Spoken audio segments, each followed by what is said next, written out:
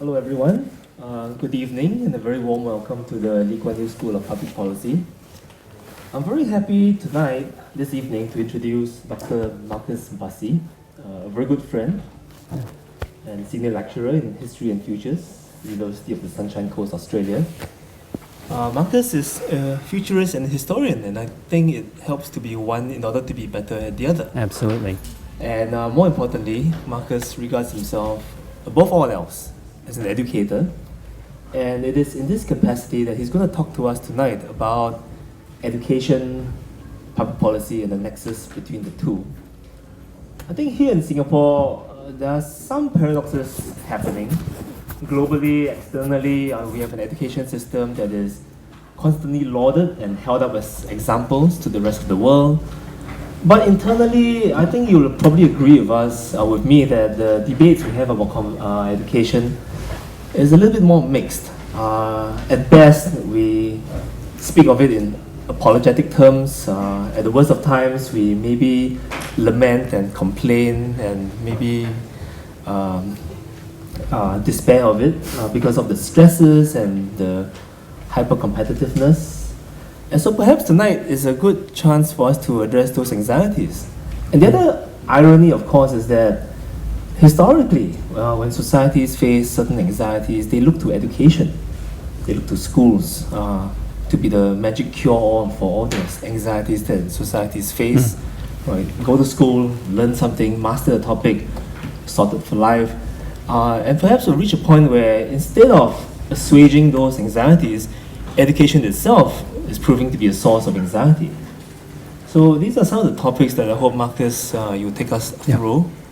Drawing on your experience with the Australian experience, and also what you know of Singapore, having been part of our Singapore conversation as well. Yeah, and NTU twice.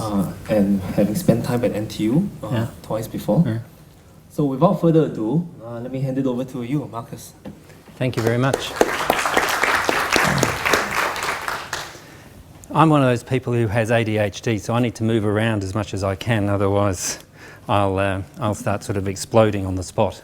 It's really great to be here, and I want to thank Adrian for inviting me and Lee Kuan Yew School of Public Policy for hosting me. I think it's wonderful, and I'm very happy always to talk about education and educational futures, which is a key interest of mine.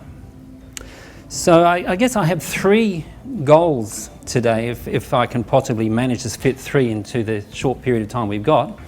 The first one is to, I guess, walk us through the kind of futures thinking that I do. And then to summarise that through the PowerPoint as a series of thought steps. And then to open up, the third part is to open up to a deep conversation about education, what it means, what its potentials are, what its limitations are. And if we can get through all of that and still be smiling, I'll be very happy. Okay? So right now, though, I just want to come back to, I guess, setting the scene. For me, this little paper that I'm going to work through with you right now is an exercise in futures thinking. That means using the future to think about the present and about our choices and decision making. So I'm interested to see how relevant the steps that I'll take you through are for Singaporeans and for Singapore, based on your experience. How many people here are teachers? Do we have teachers in the room? Just a few. Educational administrators in schools and running or working in schools? Just any? A few? And yes. So we've got a few. And the rest of you are perhaps in policy, public policy areas. Would that be right or not? Do we have some just good ordinary parents here? Just want to hear what we've got to say? Some parents? Excellent. Fantastic. I'm a parent too. I've got a 13-year-old who just started high school. Poor lad. So, but we won't go there yet. We can go there later maybe. I should also say that my background is not initially in academia, though I did lovely undergraduate with flying colours and all that sort of stuff. I actually taught for 20 years in a range of state and private schools. as well as teaching for most of that time, actually nearly 16 years, in what I love to call feral schools. Schools on the edge, on the margin, Montessori schools, a yoga-based school for 5 years, where there was sort of yogic spirituality there and meditation, and also in a democratic, secular school. So I've enjoyed playing in these different environments, and I think that informs some of my approach to educational futures in general, and this topic in particular. So I wanted to stress, though, now the power of context, that the local. In Singapore, the little red dot, you know, it's quite a unique place to be, quite a unique system that you've generated in just 50 odd years. It was the 50th last year, wasn't it? So later on, my example, my case study I'm going to give you is drawn from my own educational experience in Queensland. Now, I wanted to say that Queensland has 1,235 schools, public schools. It's a big place, you know, Queensland. You guys have roughly 360, according to the statistics I was looking up. Interestingly, okay, the schools are expected, I think, to produce different kinds of outcomes. I was wandering around on the internet and I found your former Prime Minister, Mr. Goh Chok Tong, who said the wealth of a nation lies in its people, so the human resource focus. Our big state has a natural resource focus. Okay, we've got lots of stuff in the ground we love to dig up and sell at dirt cheap prices to anybody who'll take it. And we don't want to ask any questions about what they're going to do with it. So our Prime Minister, former Prime Minister should I say, Mr. Tony Abbott, has been on record, front page news, saying coal is good for humanity. Okay, no wonder we got rid of him. But it gives you a sense of the priorities. Australia could be said, because it's got such vast natural resources, not to be concerned primarily with human resources, whereas Singapore, of course, is quite different. And one other thing I'd found out that I thought was worth mentioning before I launch into what I do is to compare the populations of Singapore with the population of my home state of Queensland. According to the records, roughly, approximately 5,535,000 people reside in Singapore. In Queensland, 4,750,000 people are hanging out, okay? Now, what's interesting is that number of students is almost identical in our public school systems.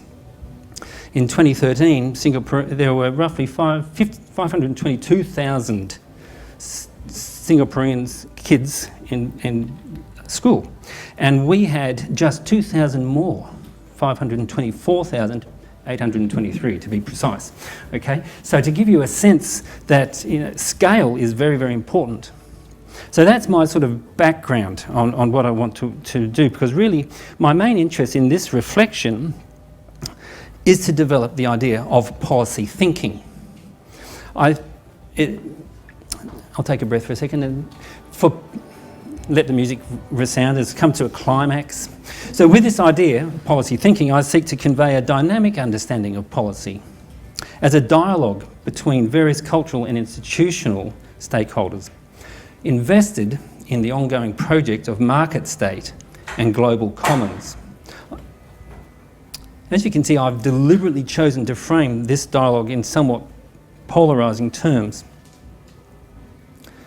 This is intentional, as I see policy production as a rich and challenging domain in which we as individual societies and even as a species can find the best and the worst of ourselves in the way we do policy.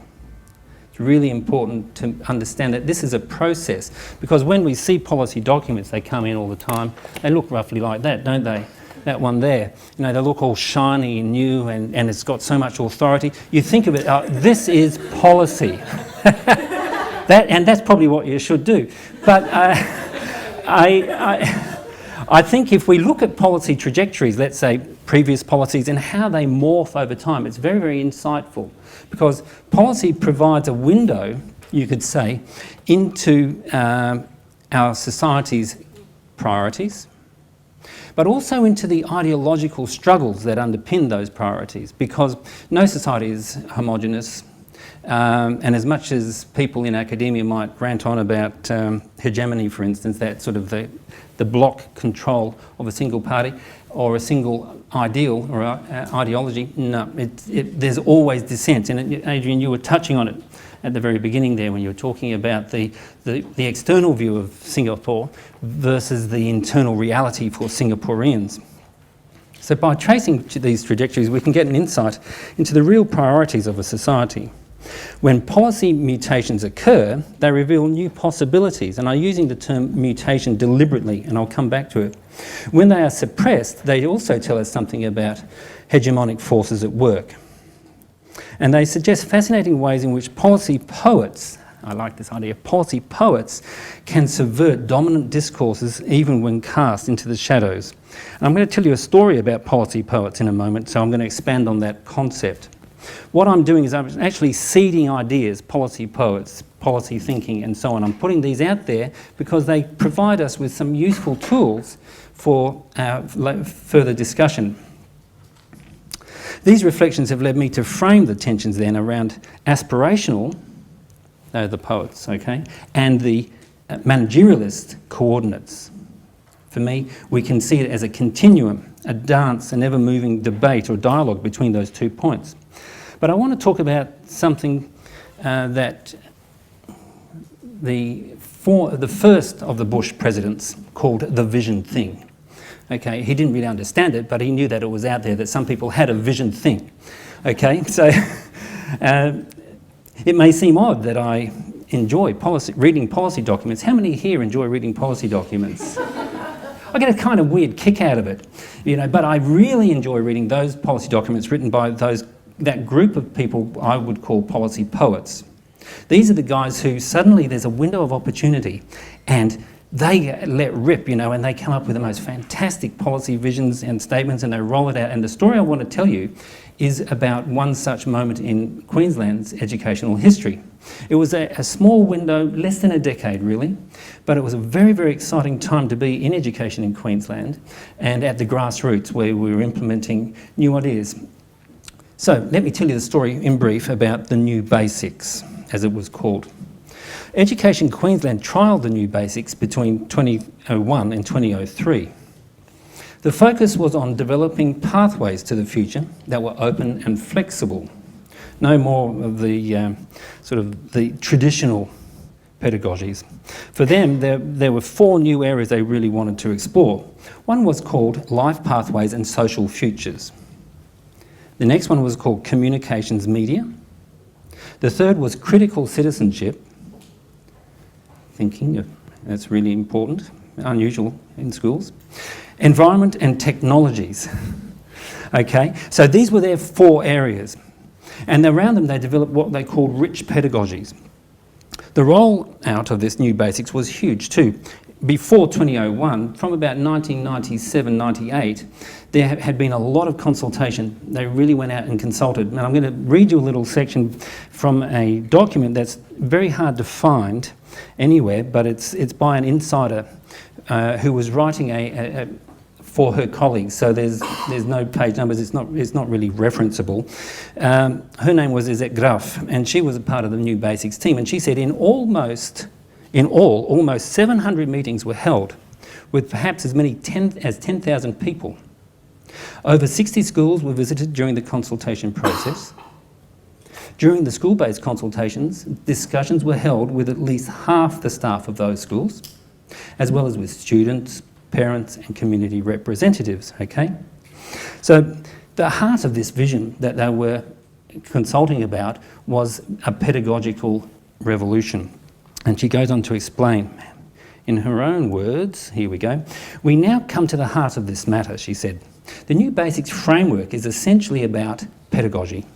Rich tasks, when associated with new basic categories as curriculum organisers, are especially designed to encourage and support pedagogical reform."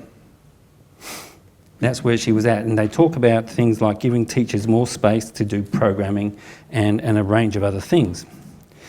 But, you know, it finished in 2003. I was lucky enough to be in a school where we trialled some of the material. It was exciting, it was demanding because it was different. So teachers had to work, and of course management and administration had to make space so teachers could have more time off to do the planning and so on.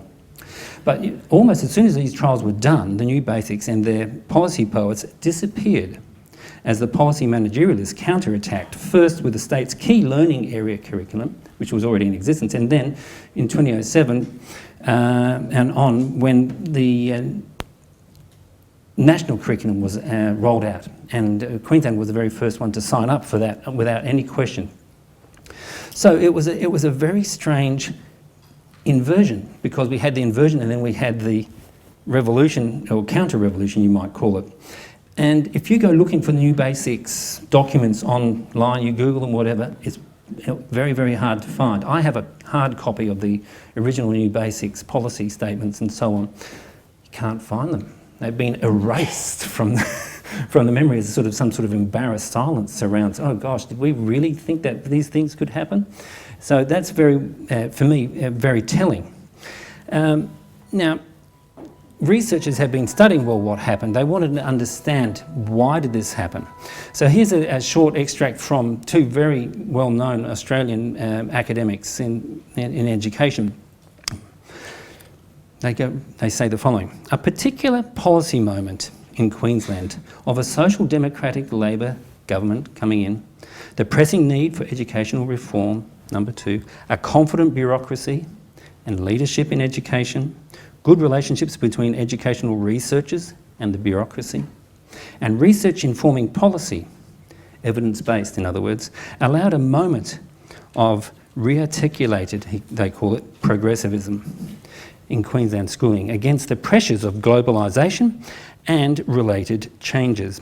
It was the globalisation that I think freaked out the higher levels of education ministers and so on. And they conclude, we contend that the political imperatives being driven by national accountability agendas prevented the full realisation of the new basics. So that's a little story. It's a sad story in some levels, because I think it really represents a missed opportunity. Now, the new basics weren't perfect. There were things that would have been worked out over time, but that's not the point. So what happened? The policy initiative was nipped in the bud by a pervasive sense that what was needed was not educational revolution, okay, but an education intensification around areas of accountability and auditing and ranking. This is where we've gone in Australia over the last decade or so. These were the real basics, not the new ones, and they still are, according to those in the educational driving seat. So the teams working on the new basics were disbanded and distributed throughout the academic, bureaucratic and teaching areas of education Queensland. The policy window was firmly closed, but I'm happy to note the policy poets are still out there. And like all good poets, they are always subverting the real. So I never give up on the possibilities of education. So I want to bring it now down to, from that story down to a level that's more directly applicable to you, and looking at policy thinking and what I've called edu-anxiety, educational anxiety, which drives so many of the decisions, not just of those in government, but of parents and teachers and educational administrators. So this brings me back to the contention that policy thinking is key to understanding the evolution of polities, of our societies. The dialogue between the poets and the managerialists is an ongoing one. The poets are pulled into the future via dreams, aspirations, and a yearning to explore human potentiality. And that's the poet's job. The managerialists are anchored in the past-present nexus by the gravity of so-called crises, complexity, and compulsion. Can't forget the addictiveness of doing what we know over and over again, just to prove that we know it, okay? Theirs is what futurists Sahel and Ayatollah calls a used future. This is a great concept from in Ayatollah. I use it all the time. It's a used future, and it's one that I use regularly. Whilst the policy poets represent dangerous coagulations. I love that term. It's from Foucault, person that you should never read, but you can always quote because it sounds great, okay? Dangerous coagulations and of alternative futures. So for me now, I want to look briefly at the used future concept and the alternative future concept, because they really help us get our head around what's happening in education. So what mediates this tension between those 2 points is the degree of trust and optimism within the system. How much do we trust our systems? How much do we trust the broader systems, the ecological system, the economic systems, not just of a nation state, but of regional systems and global systems? So that is what I would think of as the trust quotient. It's really important. Currently, there is a global anxiety about the future, and this is expressed in education as edu-anxiety. Now, edu-anxiety is a dominant characteristic of the developed world. It's not just a Singaporean thing, it's not just an Australian thing, it's pretty much across all the countries that are at the peak of educational prowess, one might say. It seems that it's never good enough. Something is always missing in the equation. So this approach sees the world as full of present and future threats. Crisis messages are relentless. It's one of the reasons why I hardly ever look at the media. Parents and students, teachers, politicians are stressed and seek to prepare for the uncertainty and complexity we face by falling back on used futures, intensifying what once worked in the past. Edu-anxiety dampens creativity. It reduces our ability to learn by generating the white noise that masks the creative possibilities inherent to any context. So let's look at used futures then. Used futures are the relics of another time and place. They worked once, and we borrowed them, we're taking them on, we're amplifying them. They provide comfort, because we know them in a sense, and also a false sense of security. Well, they worked once, they should keep on working now. Being time and context bound, they distort our present moments. They colonise our internal spaces, one might say, our heads. We're not just colonised out there, the colonisation occurs here first, offering us cycles of diminishing returns. Yet in their seductiveness, they draw us into compulsive behaviours that blind us to their impoverished and addictive nature. By and large, the hyper-managerialist policy trajectories of most nations today are cast in the mould of futures borrowed from the myths and practices of the 20th century. Whereas alternative futures, thank God there are some alternative futures out there. Notice I use the word futures, it's always plural. It's because no one future exists, of course, it needs to be plural. If we say the alternative future, we're immediately suggesting that there is one other trajectory we can take. That's not the case at all. Futures is a multiple and open-ended bag of thinking. So what can I say about alternative futures? Well, on the other hand, they open policy processes up to surprise and contingency and complexity. They do not deny the fact that any social future, singular, is created by people for people and systems for systems. What they do, however, is open the process to conversations that involve both the poets and the managerialists. Poets sow new stories, whilst managerialists manifest the stories. So collaboration and co-creativity lie at the heart of alternative futures. It's not an either-or. It's really important to understand that. I'm not losing you, am I? Is it all going okay out there in audience land? Okay. Should I tell a joke or something? Okay. Anyway, so these alternative futures, the used futures you can think of as a closed future. Alternative futures represent open futures. Used futures inevitably fail to trust the process.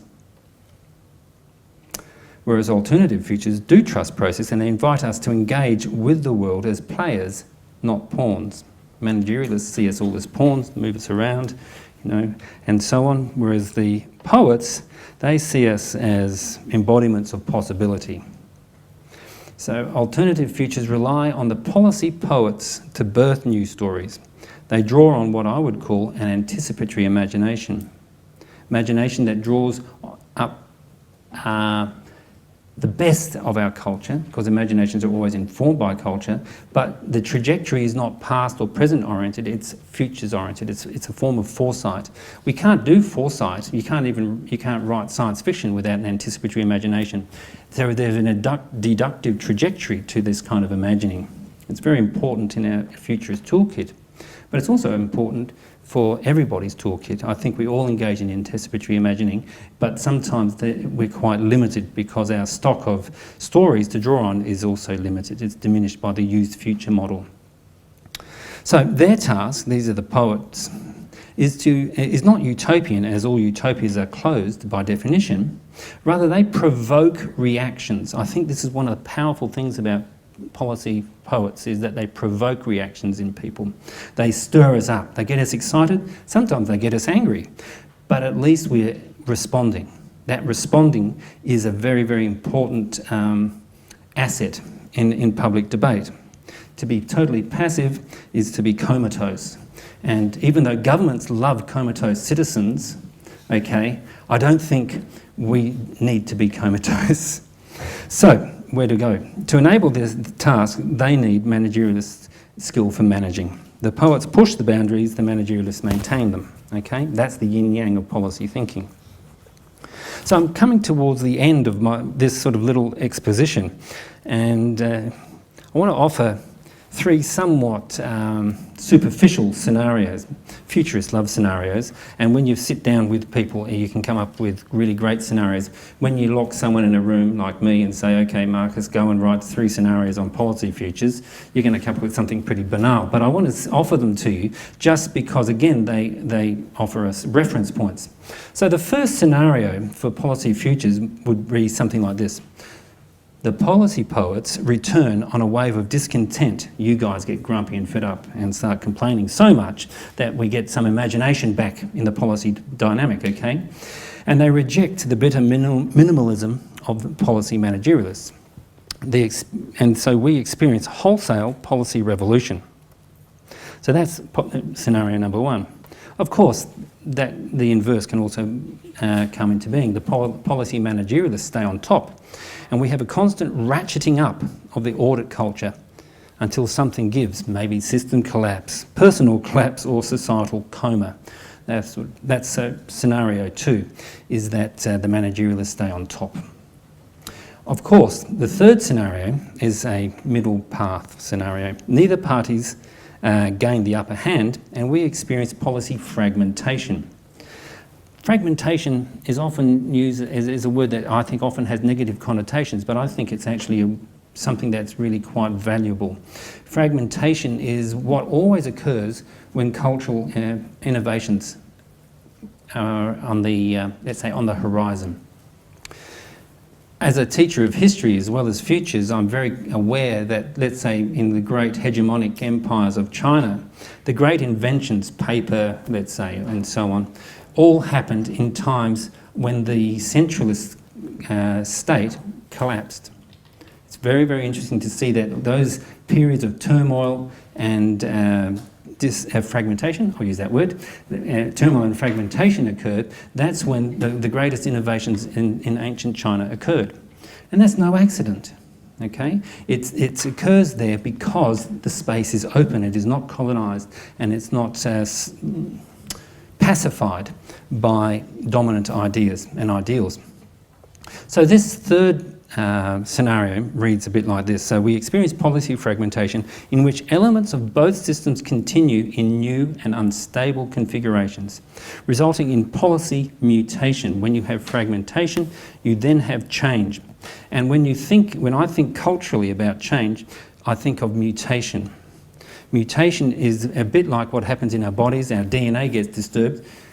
Some of you may be familiar with the term, not gene, but meme, that a meme is an idea that floats around and makes meaning for people in a group.